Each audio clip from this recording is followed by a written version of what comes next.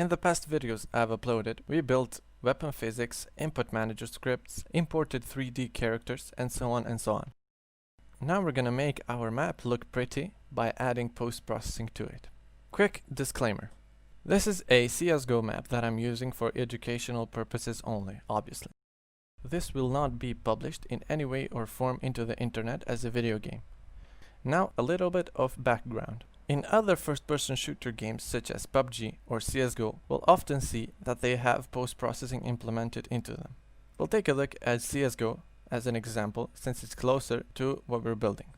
The game uses many post-processing effects, and one of them being the auto exposure, which is best described or visible in action when we walk from darker places into lighter ones. The other effects that the game has implemented is something called ambient occlusion. And the way it works is that it adds a little bit of shadow into where polygons intersect with each other. Also, the game has that orange filter that is applied to it. And that can be added either with post-processing or it can literally have a light that shines orange. That is as easy as changing the light color to orange. Having explained all of that, it's time to implement it into our project.